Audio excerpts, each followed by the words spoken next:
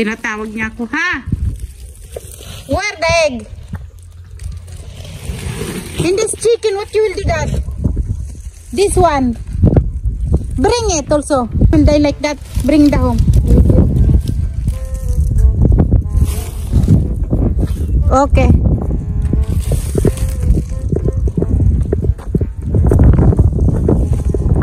Lagay ko muna itong dala ko dito sa bag. Sa sasakyan.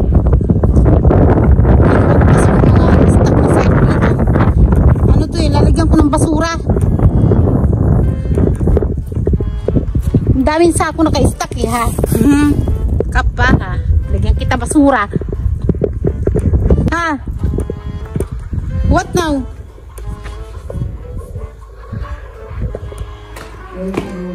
Meron din siyang hiniwalay na manok dito. Ayan sa ilalim mo. Wait. I know. Ayan o. Inahin din yan. Inahin. Parang may sipon daw. Kaya hiniwalay niya. Kasi pag nahawa magkakasakit yung iba. It's new. And this little broken is Bring! Throw it. Broken, throw. little broken. And this, I take it there so that they will not eat it. They broke it also. No, this one they put in the ground there in the cedar. Throw there.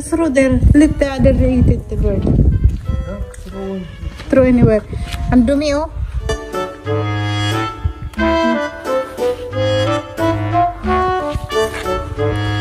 I will put it in the car. May ipot-ipot pa. So, dalawang manok ang iuwi namin ngayon mga mams. Yung isa, piang. Yung isa naman may sip-on. Kaya, iuwi namin.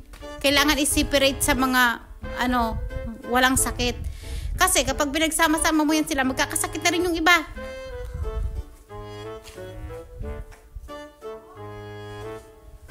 Take this chicken, we will bring it in the home. Pare? It thinks she's sick, mahal.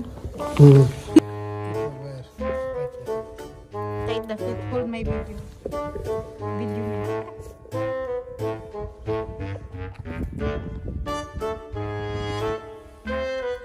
May ipot. You have ipot eh. You have kakain. He's sick. More better that we will bring him. Because if we will make it together, they will get sick. Before it will die, we will eat it.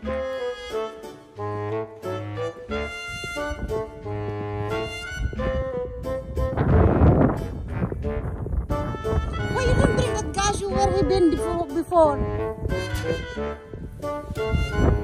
He will not fly. We'll put down the like that. You leave it like that in the ground. Ayan, uuwi na kami. Oh, that dog. Uuwi na kami. May manok na, may itlog pa. Few moments later. So mga moms, kinatay na ng asawa ko yung manok na dala namin kanina galing farm. Nilinis ko. Niluto ko na nga eh. Niluluto ko na siya. Ginawa ko siyang bolokeya. Tunisian bolokeya. Yung dry saluyot na giniling. Kasi malapot parang saluyot. Saluyot talaga yun. Pero hindi buong dahon. Dinadry yung dahon tapos ginigiling. Dito sa Tunisia or siguro sa mga Muslim country, bawal ang babae maggilit. Lalaki dapat ang magigilit. At take note, hindi pwedeng maggilit ang lalaki na hindi pa kasal. Kailangan yung lalaki talagang kasal na, yun ang magigilit. Kahit anong klaseng karne, mabaka man, ma-sheep o mamanok. Ang nagawa ng babaeng yun. Nakikimarites lang. Ang ganda ng views ko dito mga ma'am. Kumakain ako ng peanut. Nandito ako sa balkon ko. Bintana ko to. Nakita nyo sa bintana yung reflex ng ng ulap. Palubog yung araw. Ayan, bintana. Ipapakita ko sa inyo yung view. Parang lang siya, parang masterpiece. Ganda, yung mga mountain, dati nakikita ko lang yan sa drawing. Parang masterpiece ang view ng city na to. Kasi mataas yung bahay ko eh. Tingnan nyo, papakita ko. Ayan yung city ko. Para talaga siyang masterpiece na drawing. Nakita nyo yung orange na yan, palubog yung araw, no? Yan, babalikan natin yung araw, yung paglubog ng araw. Yung kapitbahay ko, maraming lemon.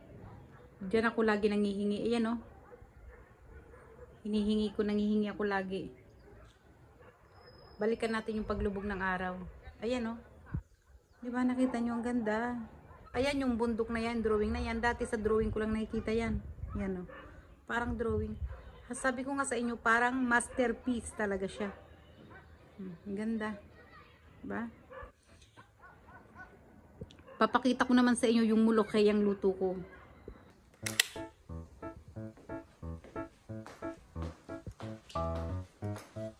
Nagkakalat yung bahay.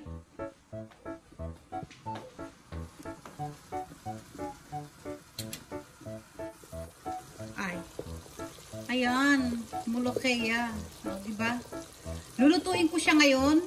Kasi ngayon is alas 5 ng hapon na. So, bukas, i-continue ko yan ng luto. Kailangan siya ng 4 hours lutuin yung mulokaya. Kung hindi, para siyang, parang, ano ba to? Parang trab. Aywan ko, trab. Para kasi siyang sand. Kailangan niya talagang lutuin ng maigi. Tunawin ba yung tunawin yung saluyot. Kasi siya, ground. Giniling na pinato yung dahon.